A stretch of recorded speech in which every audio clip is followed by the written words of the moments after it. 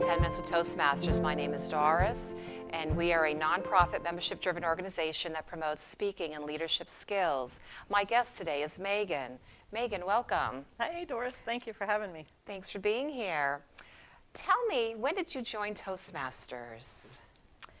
Well, I was working in Washington, D.C. in the 90s, and I had a job that was behind the scenes. I didn't have to face clients or make phone calls.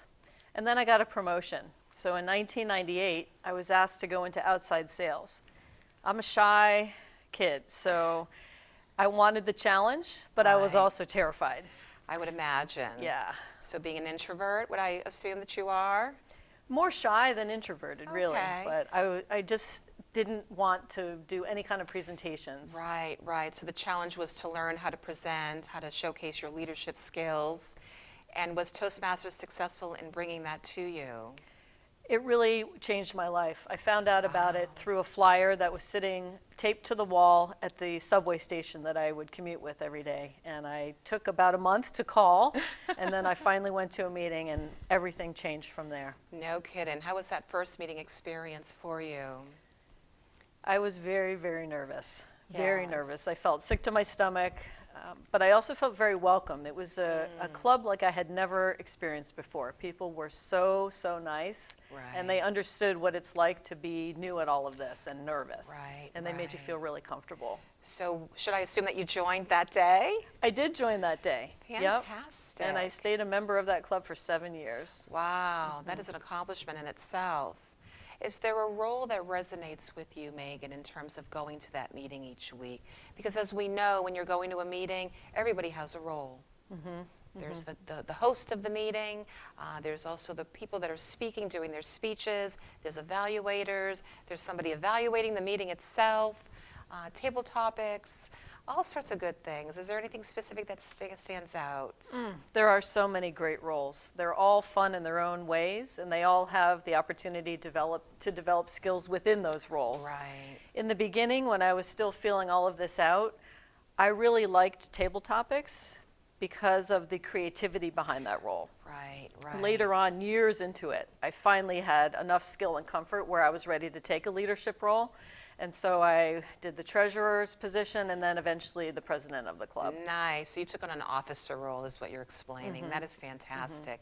And I do want to back up to the table topics role because I too love that role tremendously. And for those that aren't familiar with the table topics role, it's primarily improv speaking where you're asked maybe a question, maybe a word is said, and from there you're to speak and basically share whatever is coming to your mind. It's a great way to build up on spontaneous opportunities when you're speaking with someone, whether it be answering the telephone, running into somebody somewhere, right? Is there any other examples that really helped you? Well, when you're in a corporate environment, really any environment, but I just think back to my corporate days, when you meet people and you network for new business opportunities, you have to say what you do in a very concise, quick, and effective way, like the elevator. You always hear people say, introduce yourself from floor 1 to floor 2 in an elevator. Right. So table topics helps you fine-tune those types of skills. I agree. That's fantastic. So I understand that you did do the storytelling a few weeks back for us. And how was that experience for you? We were up on the big stage at the Littleton Opera House. We had Littleton TV there filming. That was a big deal. It was. It really was. As a shy kid, I had missed out on being part of the school plays. I wanted to do that so badly, and I chickened out every time. I thought, I can't. There was no way I'm going to stand on a stage anywhere. And then this became available, and I thought, yes, this is the time. And it was really comfortable. Yeah. Years and years ago, it would not have been comfortable, but it felt good, just from all of this exposure to public speaking over the years. Right, and I'm going to go back to, it must give you that sense of accomplishment. I mean, for you, you keep referencing the shy kid, and yet that was part of essentially who you are as a person. So you tweaked that along the way and built these skills. And I know that we both share a passion of teaching yoga. So how has that helped you in your career now? That's a great question. You know, I don't know that I would have ever chosen to be a yoga teacher had I not already had that foundation that I had gotten from Toastmasters. It was a natural progression. Right. I don't think would have had the confidence to speak to a group of people. And now it's completely comfortable. That's remarkable, Meggen, because you actually that's your career now. So it's mind-boggling to think what would have happened had you not developed these skills. Yeah, could be a totally different life. Right, Yeah, right. You never know. So the fun thing about Toastmasters is how it can uncover these traits that we have that we think we never possessed to begin with, but we really do. It's just brushing the dust off. Right, finding your voice, because everyone has a voice, everyone has a story, yet it's how do we execute on it, how do we implement, how do we go ahead and share that story, share that message. So would you say that the experience at the Littleton Opera House was a success for you? Oh yeah, yeah, yeah. It's a good feeling, right? It was. I really enjoyed the theatrics of it. Right, I wanted it to feel theatrical, like it was a little play. Nice. And really, really enjoyed it. Sure. Yeah. So for anyone that's curious to learn more about Toastmasters, is there a specific message or anything that you'd like to share about that in terms of people are nervous and shy and scared and they don't want to go to this meeting? Oh, I'm not good at that public speaking thing. Yet ironically, that's the place to go because we're there to help you and support you. It sounds like in terms of like when you were in corporate America, you know, you were in a leadership position and yet you didn't have the fundamental skill set to really shine in that role. Yet how were you developed that? It was basically going to be through Toastmasters. Yeah, I mean, you have to start somewhere. You have to start somewhere. Right.